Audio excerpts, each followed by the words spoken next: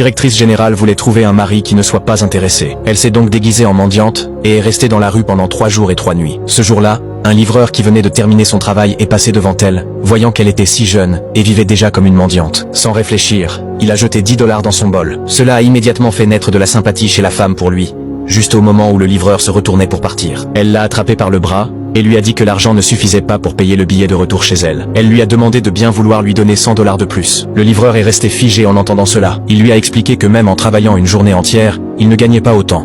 Mais voyant qu'elle semblait vraiment dans le besoin, il a sorti à contre-cœur les 100 derniers $ qui lui restaient. La femme lui a alors dit qu'elle ne prendrait pas son argent gratuitement, et que s'il avait un jour besoin d'aide, il pourrait compter sur elle. Le livreur pensait qu'une mendiante ne pouvait être d'aucune aide. À ce moment précis, il a reçu un appel de sa mère. Elle lui a rappelé qu'il lui avait dit qu'il avait une petite amie chef d'entreprise en ville, et que maintenant que c'était son anniversaire, elle voulait qu'il l'amène à la maison. De plus, son premier amour allait également être présent. Il devait donc absolument amener sa petite amie. Sur ce, elle a raccroché. Le livreur ne voulait pas revoir son ex, et dans son désespoir, il s'est souvenu que la femme en face de lui venait de lui proposer son aide. Alors il lui a demandé de faire semblant d'être sa petite amie, et de l'accompagner pour rendre visite à sa mère. À sa surprise, la femme a accepté, mais lui a dit que s'ils allaient voir sa famille, il devait lui acheter des vêtements propres. Si sa mère la voyait habillée en haillons, tout serait gâché. Il a pensé qu'elle avait raison, et a accepté de lui acheter quelque chose de décent. Mais quand elle s'est changée, le livreur est resté bouche bée. Et ce que le vendeur a dit l'a choqué, car la robe coûtait 8 888 $. Le livreur a dit que même en se vendant, il n'atteindrait pas cette somme. Il a quand même sorti tout ce qu'il avait dans sa poche. En la voyant compter les pièces avec tant de sérieux, la femme a sorti une carte et a dit au vendeur de l'utiliser. Il l'a regardé, confus, et lui a demandé si elle avait contracté un prêt. La femme a laissé échapper un rire froid et lui a dit qu'elle était présidente d'un groupe d'entreprises avec des milliards d'actifs.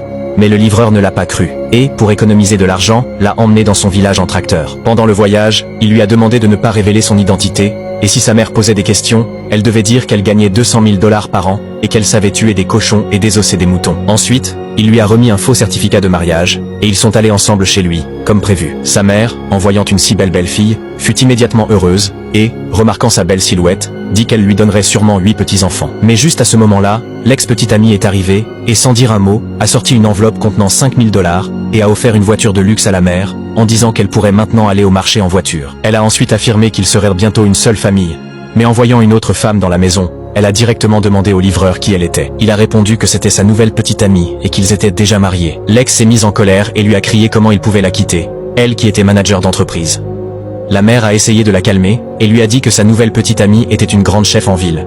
Mais l'ex a éclaté de rire et a dit qu'elle ne l'avait jamais vue à aucun événement d'entreprise. Puis elle lui a directement demandé comment s'appelait son entreprise. La femme a répondu qu'elle n'assistait pas à beaucoup de réunions. Cela a fait penser à l'ex qu'elle avait une petite entreprise, et elle a commencé à l'insulter. Elle a dit au livreur qu'il devait divorcer le plus tôt possible et revenir avec elle. Qu'elle gagnait maintenant 1 million par an en tant que manager d'un groupe, et qu'elle pouvait offrir à sa famille une vie de luxe. Mais juste à ce moment-là, un groupe de personnes est arrivé sur les lieux.